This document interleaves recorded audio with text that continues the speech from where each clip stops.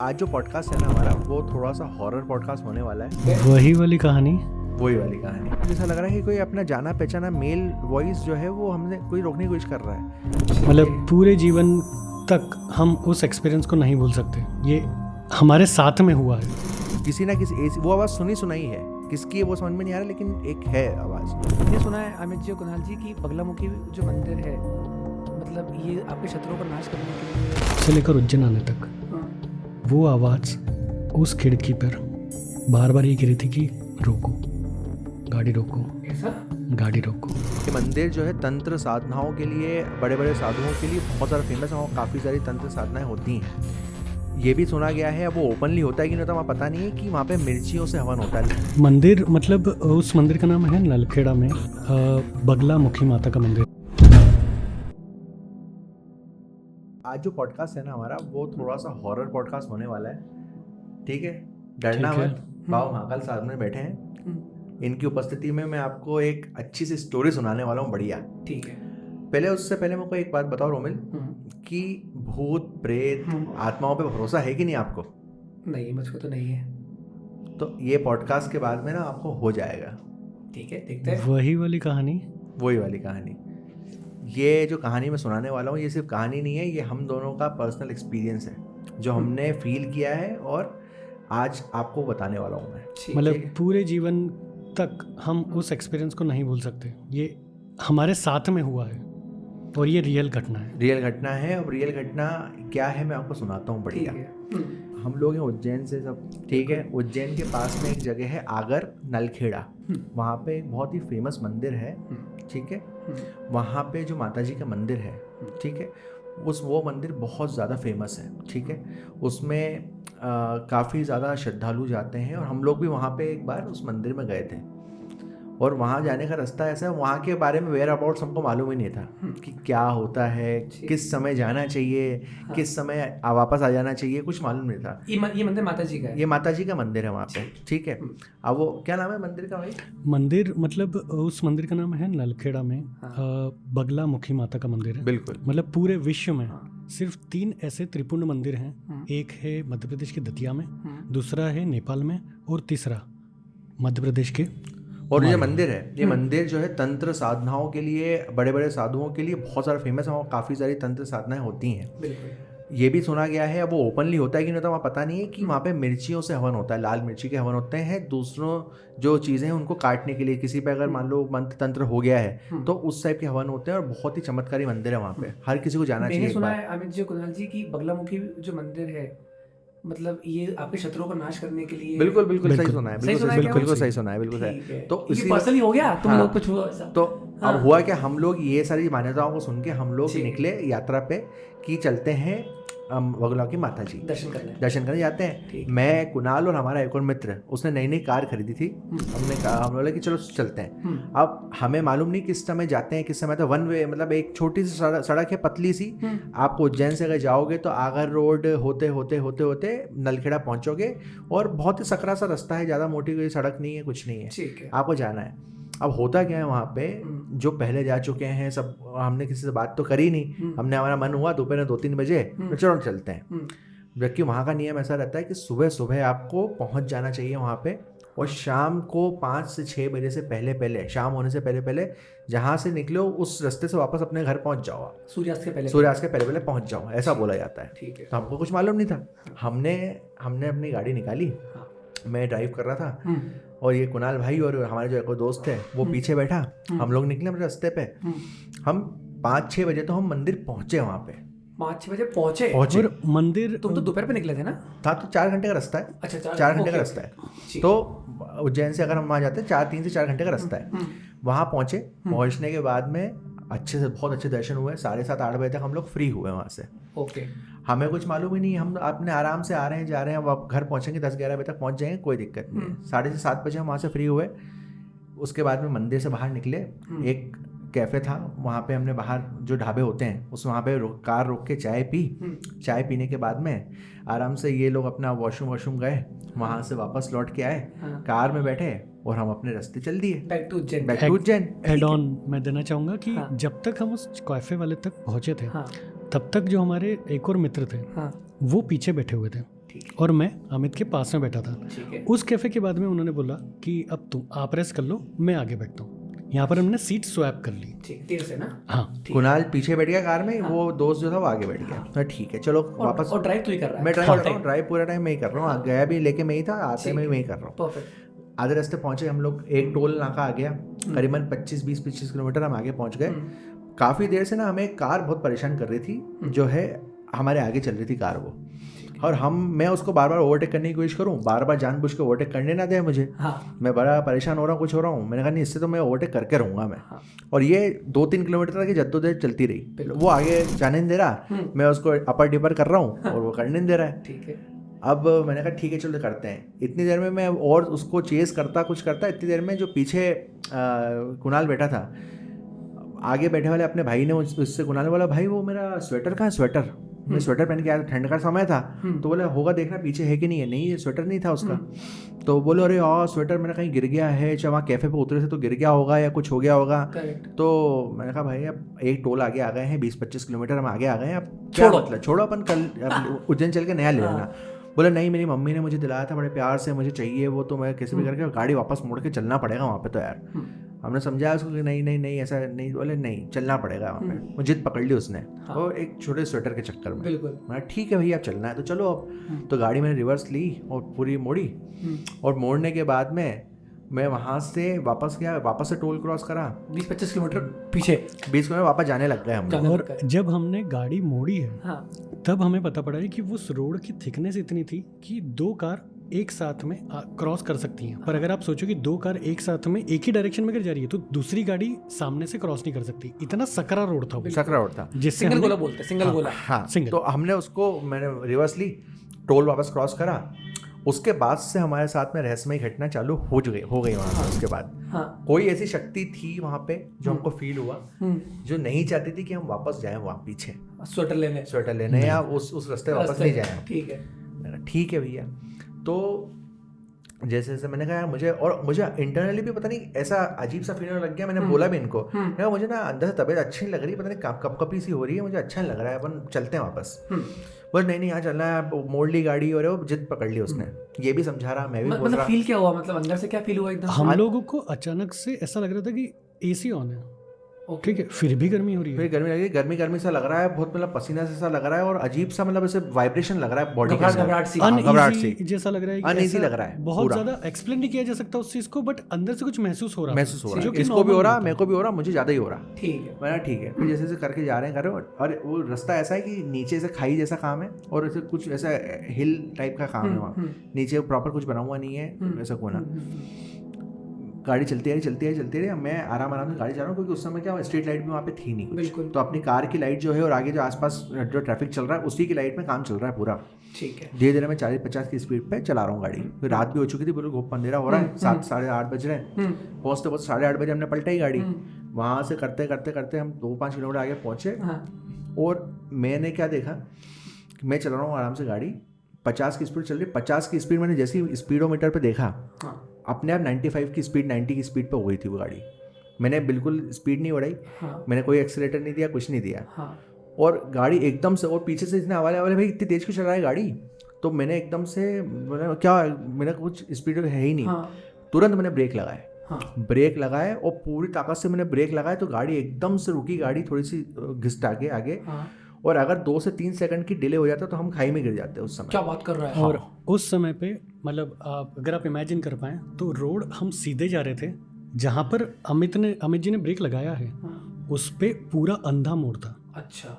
और जिस समय पे मैंने इनको बोला कि गाड़ी इतनी स्पीड में क्यों है, मेरा हाथ ऑलरेडी हैंडब्रेक तक पहुंच चुका था कि गलती से अगर मैं वो हैंडब्रेक खींच देता तो गाड़ी पूरी तरीके से पलट के हो जाती। ये ऐसा हो गया और एकदम से कुछ समझ में नहीं आ रहा कि क्या हो रहा है ये। नहीं, मेरे को मालूम है तू गाड़ी 50-60 से ऊपर चलाता नहीं है। बिल्कुल। तो उसी स्पीड को, रात के समय को देखते हुए मैं आराम से चला रहा था गाड़ी बिल्कुल, और एकदम से 90 की प्लस स्पीड मेरे को स्पीडोमीटर पे दिख रही है। और मैं कर क्या रहा हूँ, मैं लॉजिकल बंदा हूँ, कोई गाड़ी क्रूज कंट्रोल पे उस पे तो नहीं थी? क्रूज कंट्रोल था ही नहीं गाड़ी उस गाड़ी मतलब रेडी गो करके डेटसन रेडी गो गाड़ी थी, हैचबैक गाड़ी थी, कुछ भी नहीं था, नया नया उसने लिया था, उसमें कोई ना क्रूज कंट्रोल उसमें ऐसा तो नहीं अपन कोई अपनी गलती से अपन कुछ भी नहीं, कुछ नहीं। देख लॉजिकल मैं भी बनता हूँ, सब अपन लॉजिकल बनते हैं, तो समझ में आने वाली बात आ जाती है कि कैसे हो रहा है ये। एकदम मैं देख रहा हूँ कि स्पीड एकदम, और मुझे फील भी नहीं हो रहा कि मैं इतनी स्पीड में गाड़ी चल रही है। अच्छा। इसको फील हुआ कुछ हो कि इतनी स्पीड में चला रहा है, मैंने कहा स्पीड में देखा 95, मैंने एकदम से ब्रेक लगाया, गाड़ी ऐसे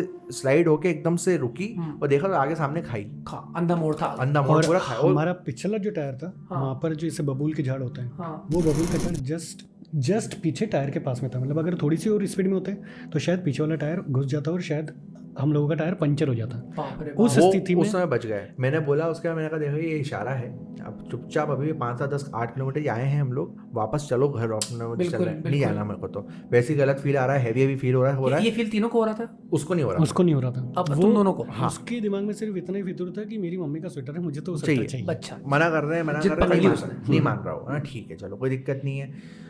हम दोनों को बार बार लग रहा है कि जाओ जाए वो करो। अब गाड़ी भी उसकी, वो जिद भी वो पकड़े, बोले करें क्या करें नहीं अपन। मैंने कहा चलो ठीक है, विवाद हो जाएंगे 2 मिनट में, मतलब नहीं है, चलो अब इतनी बात हो रही है तो चलो। फिर वापस गाड़ी धीरे धीरे बहुत ज्यादा फोकस करके 25-30 के ऊपर गाड़ी लेके जा रहे हैं।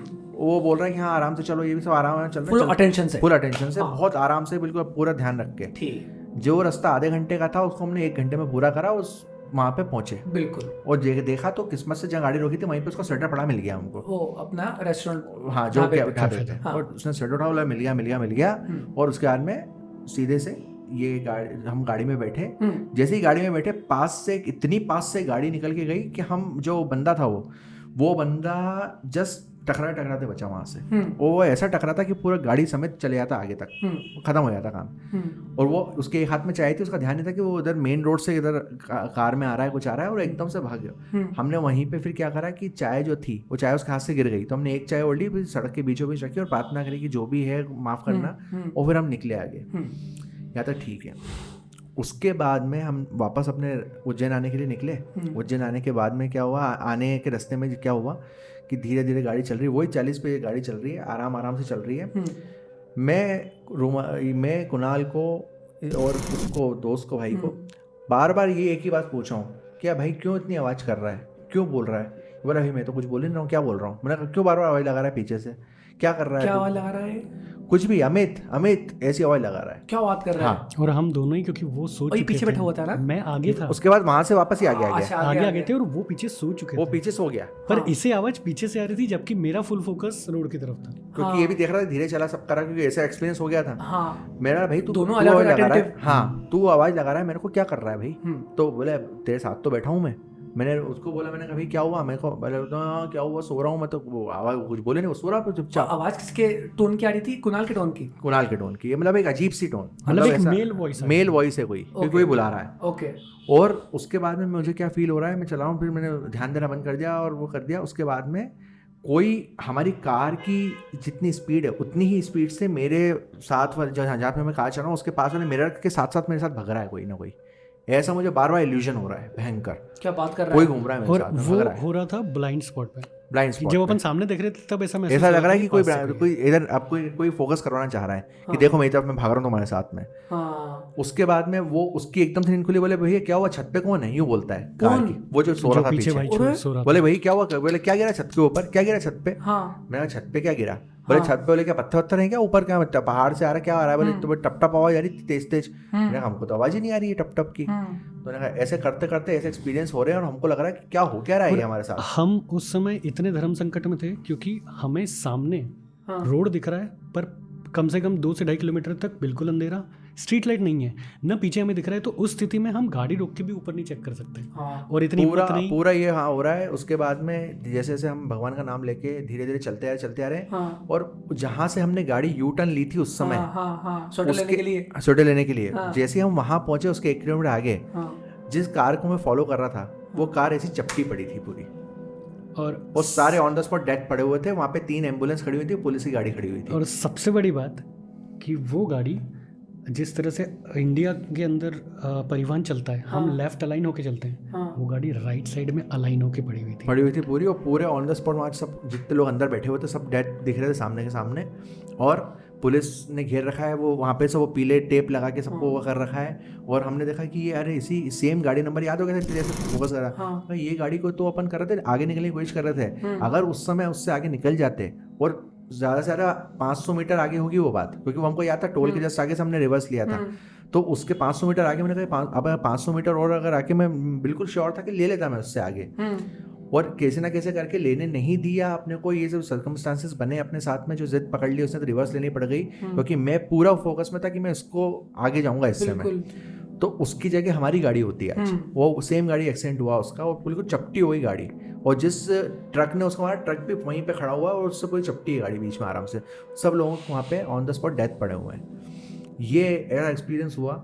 उसके बाद में हमने धीरे धीरे करके भगवान का नाम, कि भगवान ने क्या इशारे से, भगवान ने इनके जो भाई हमारे से बार बार जिद कर रहा है इसके थ्रू बचाया, और ऐसी शक्तियाँ नहीं चाहती थी कि हम वापस जाते, हमारे बार बार हमारे मन में आ रहा था कि नहीं नहीं चलो वापस चलो, ऐसा हो रहा था। और जब रास्ते भर हम बचा के आ रहे थे तो भी हमें इतना एक्सपीरियंस हुआ था कि भाई क्या हो रहा है ये, बिल्कुल जैसे तैसे। फिर हमने भगवान का नाम लेते लेते इतना हैवी फील होने लग गया, जैसे जैसे उज्जैन पास आ रहा, इतना भयंकर हैवी फील हो रहा, ऐसा लगा फीवर आ गया है, गाड़ी चलाते नहीं बन रही। ये भी बोला बोले भाई जल्दी उज्जैन ले, जल्दी उज्जैन चलाना है, अब तो पहुंचना है, सीमा में उज्जैन के अंदर पहुंचो आप, जैसे जैसे करके।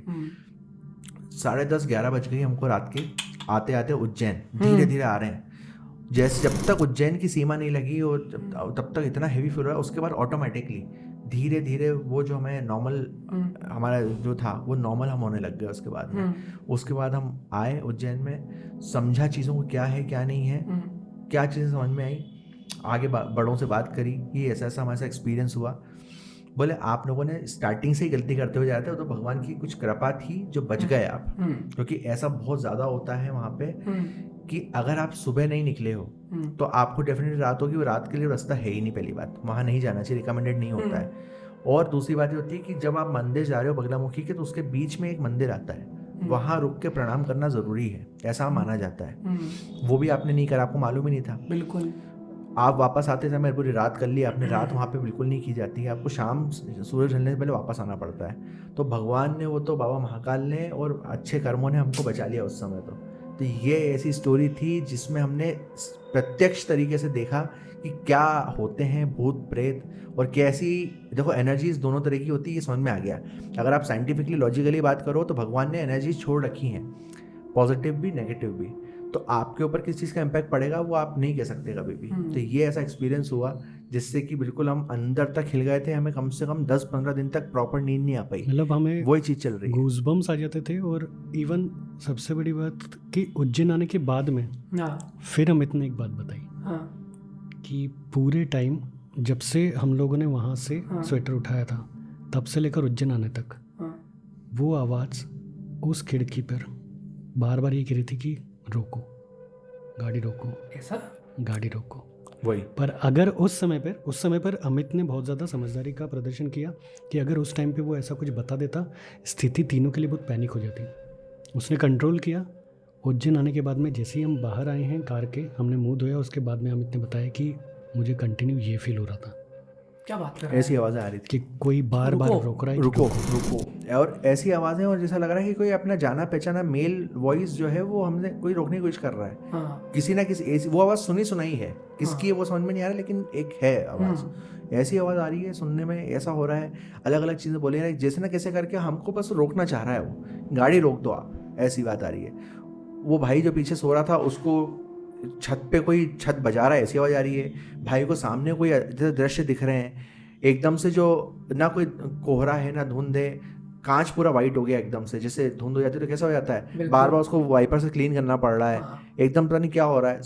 ऐसे एक्सपीरियंसेस की मतलब बयान नहीं कर सकते। सब चीजें बोल रही रुको बस आप वहाँ रोको कैसे ना कैसे करके, आप रुक नहीं रहे हो। ये स्थिति, तो वहाँ से जैसे जैसे बच के हम आए हैं, ये ऐसी कहानी है जो आज तक भी हम किसी को सुनाते हैं तो कहीं ना कहीं बिल्कुल, और ये ऐसी एक्सपीरियंस करने वाली, क्योंकि हम इन सब चीज़ों को किसी को प्रूव तो कर नहीं सकते, ये पर्सनल एक्सपीरियंस हुआ है तो समझ में आता है कि भैया ऐसा। अब आपको थोड़ा भरोसा हुआ, चाहता हूँ कि आप लोग साथ नहीं गया। बिल्कुल ठीक है।